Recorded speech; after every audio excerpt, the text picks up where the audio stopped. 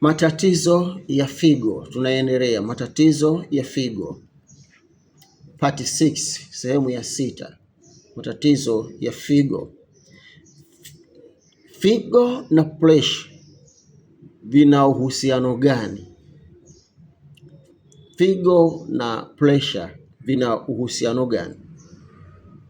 Pressure inaweza kuharibu figo, na figo zikiharibika zinaweza kuongeza pressure. Uhusiano wake ukoje?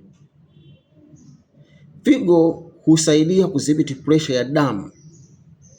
Figo zinasaidia kudhibiti pressure ya damu kupitia maji ya mwilini. Tumejifunza sana kuhusu maji ya mwilini. Kupitia chumvi, tumejifunza sana kuhusu chumvi, na kupitia hormones. Mambo ya homoni hatujajifunza vizuri, tutajifunza vizuri hapo mbele. Hiyo ni figo. Lakini pressure ikikaa juu muda mrefu, pressure ikiwa high, ikiwa ya juu kwa muda mrefu, inaharibu mishipa midogo midogo ya damu ya kwenye figo. Lakini pia figo zikiharibika, mwili hushindwa kudhibiti vizuri hiyo pressure.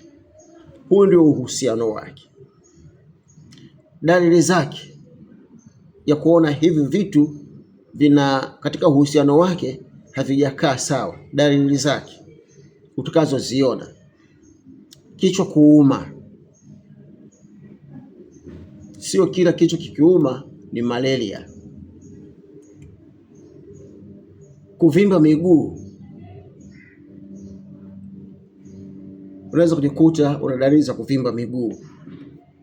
Uchovu, pamoja kwamba uchovu ni dalili za magonjwa mengi au matatizo mengi ya kibinadamu, lakini ina kazi kubwa sana katika mwili wa binadamu, hasa katika hali ya ugonjwa.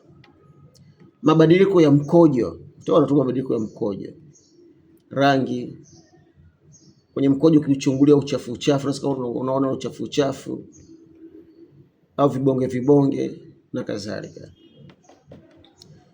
Kwa hiyo kulinda pressure ni moja ya njia rahisi ya kulinda figo zako.